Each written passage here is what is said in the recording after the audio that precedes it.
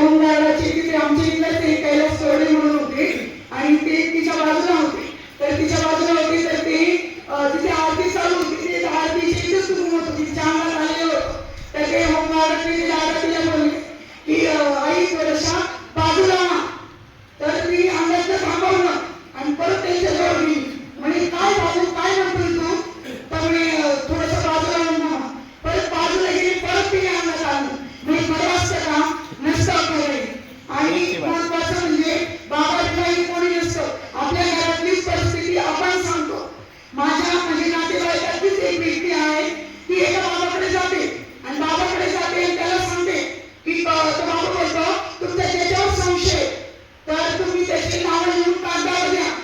आता घरातले कुटुंबातली नावं म्हणजे सुना मुलं नातेवाईक वगैरे आपणच स्वतःहून त्याची नावं लिहून त्याच्याकडे दिल्यानंतर तिथे एकूणच तरी काढून निघणारच. मग घरातले म्हणजे आपल्या घरातलं जेव्हा कुठल्याच बाबासमोर आपण शांतपणे जाऊन बसलो तर तो बाबा आपल्या घरातला कुठलाच इतिहास सांगणार नाही.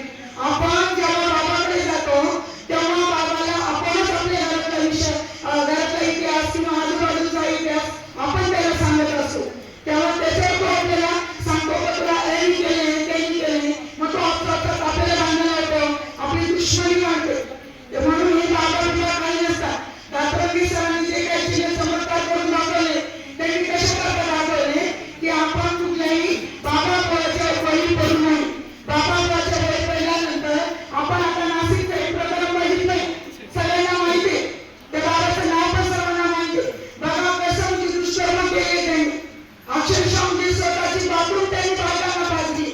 तरी लोकांनी म्हणजे याच्यामधून सावध राहायचंय. बांधापूर परिषद जास्त करून याला महिलाच बळी पडतात. महिला म्हणजे महिलांनाच एखादा दुपारी पण मारणार आहे किंवा असं काही पण चिन्ह चमत्कार करून दाखवणार आहे. हे दुपारचेच येतात. कारण दुपारी ही पुरुष मंडळी घरात नसते. स्त्री घरात असते आणि स्त्रीला उलू बनवणं खूप सोपं असतं. तिला थोडीशी घरातली काही गाणी सांगितली बाई तू खूप भाग्यवान आहे तुला तुझं मुलं खूप त्रास देतो आणि मग ती तो हा सगळं काही बरोबर सांगते माझ्या आयुष्याचं. मग ती त्याला बळी पडते. मग ती दुसरीला सांगते. मग तिसरीला सांगते. किंवा एखाद्याला मुलगा होत नाही आणि मग मुलगा होणे ते बाबा बुवाकडे जाऊन जर बाबा बुवाकडे जाऊन जर मुलं झाले असते तर लोकांनी लग्न कशाला केली असती? नसती केली ना. मग म्हणून आपल्याला जर आज इथे बांधापूर परिषद इथे सरांनी राजू मेस्त्री सर प्राजक्ता तर ऐकत मंडळ सगळे मंडळी इथे ठेवली की जेणेकरून या बाबा बुवाच्या बळी आपण महिलांनी पडू नये. डॉक्टर बाबासाहेब आंबेडकरांनी जेव्हा संविधान लिहिलं तेव्हा संविधान लिहिल्यानंतर ते आपल्या घरी गेले आणि खूप रडायला लागले. त्याच्यानंतर ते रडता असले तर एक व्यक्तीने डॉक्टर बाबासाहेब आंबेडकरांना विचारलं की तुम्ही रडता काय? तर ते इतके बोलले की मी असं रडतोय त्याच्यावर माझ्या 3-4 मुलं वाढली. तेव्हा माझ्या रमाच्या पाठ्यगृहीशिवाय त्यांच्याकडे काही नव्हतं. मी त्यांना आधार द्यायला सुद्धा मी तिथं नव्हतं. म्हणून मी रडतोय. पण दुसरं मी का असतोय? कारण मी माझा राजरत्न त्याच्या मुलाचं नाव राजरत्न होतं आणि माझा मुलगा गेलाय. माझा मुलगा गेला पण अनेक समाजातले मुलं मी राजरत्न मी घडवले याच्याकरता मी असतोय. म्हणून डॉक्टर बाबासाहेब आंबेडकरांनी ते संविधान लिहिले. संविधानात कायदे लिहिले शिवाय कष्टाशिवाय पर्याय नाही.